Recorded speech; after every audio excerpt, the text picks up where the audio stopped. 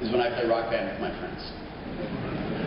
We create a world where we are the rock stars that we just could never be in real life. We create a world where we're playing in front of an arena filled with thousands of people who are screaming for us because we're awesome.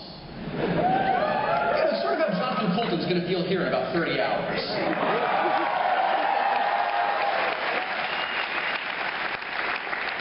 Oh, and a quick memo to those Rock Band and Guitar Hero haters who want us to know that we aren't real musicians and we should be learning to play actual instruments instead of fake plastic ones. We know. We get it. We're having too much fun to care.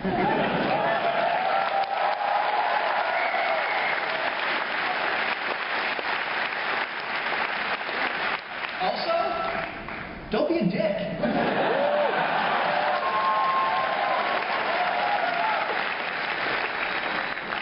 This is one of the greatest joys of gaming. It lets us imagine that not only can we do incredible things, but we can do them well. I'm never going to be able to play drums like Neil Peart, or guitar like Stevie Ray Vaughan.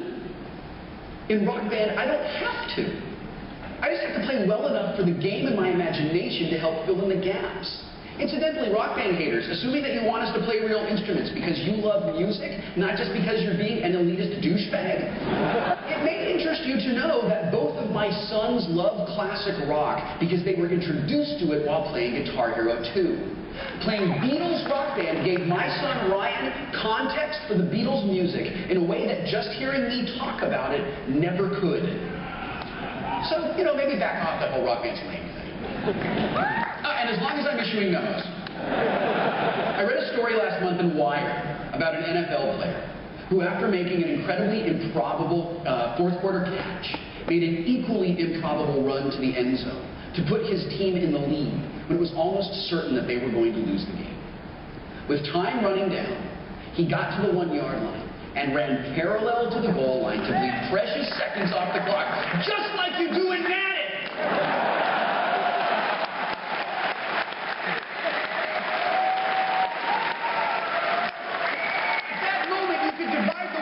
People who didn't know what the fuck was going on, and gamers who were standing up screaming about it.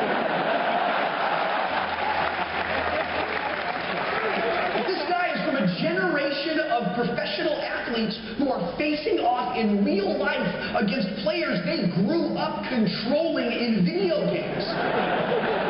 They are using innovative plays that they discovered and in some cases perfected before ever setting foot on an actual field. These players were inspired by video games, where they can attempt just about anything, because if it doesn't work out, they just reset and try again. We have come a long, long way since 10-Yard Fight and NHL '93. My Kings are playoff bound. In fact, video games have come so far in the last 5 years, I think that they are on the verge of reaching parity with television and movies as forms of compelling narrative entertainment.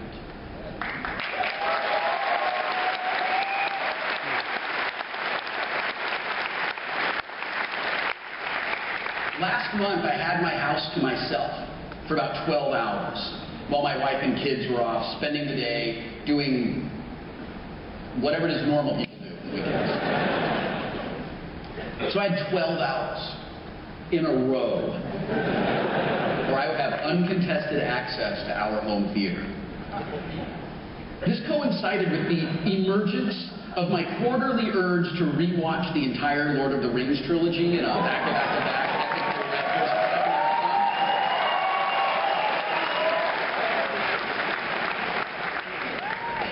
To recover my geek HP and restore my nerd mana like you do. So how I would spend this 12 hours was as foregone a conclusion as if, given an infinite supply of quarters, one could make it to the end of Smash TV.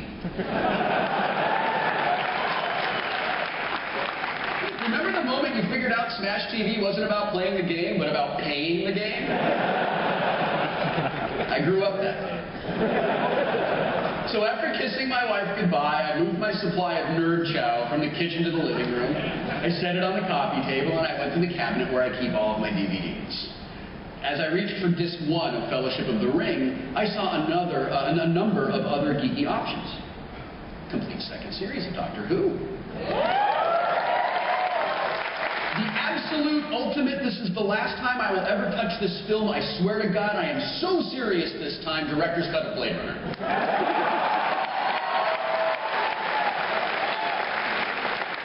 No, really, guys, I mean it. More Mystery Science Theater 3000.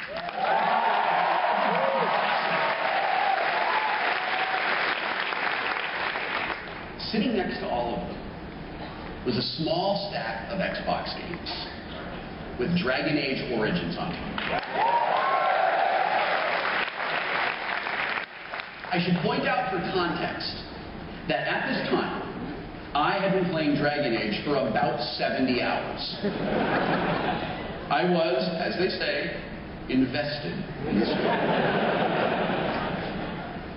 Now listen, I am not an obsessive gamer. Pause for laughter.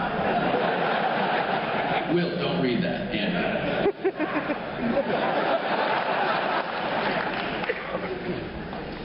I don't care what level I'm at. I don't care what equipment I have, how many kills I've racked up, and any of the things Blizzard uses to keep you in the Skinner box.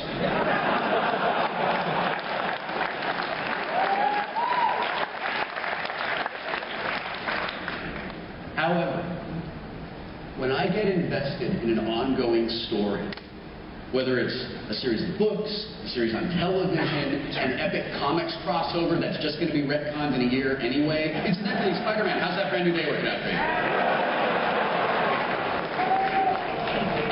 Really? That's what you're doing it for?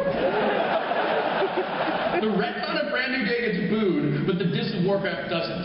I can honestly say I thought those things would be different. I grew up a little bit that day.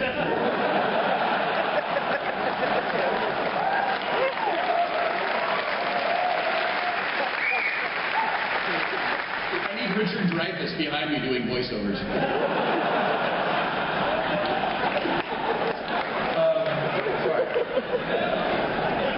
When I get invested in an ongoing story, I become a very specific type of obsessive. I have to know what happens next.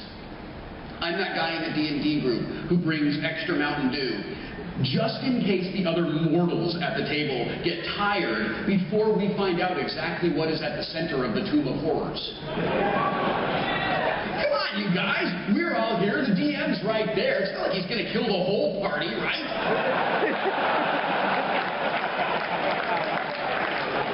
Guys? Hello?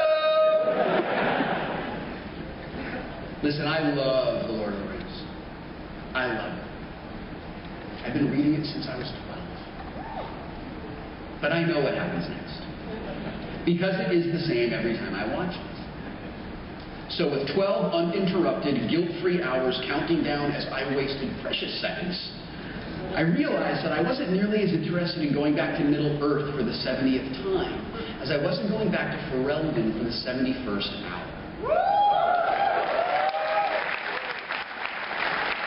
I think a big part of this was knowing that when I play that great game, Take the One Ring Back to Mordor, I'm going to get out of the prancing pony level with my party intact. It'll be scary, but it's going to happen. Gandalf the Grey is going to get just enough XP from slaying a Balrog to level up to Gandalf the White, and he's going to get there just in time to complete that boss battle at Helm's Deep, where, no matter how many times I mash the X button, Legolas is going to ride his shield like a fucking snowboard down those steps.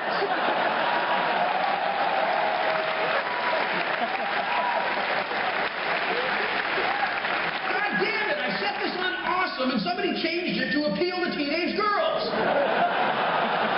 Quit fucking with my defaults, you guys.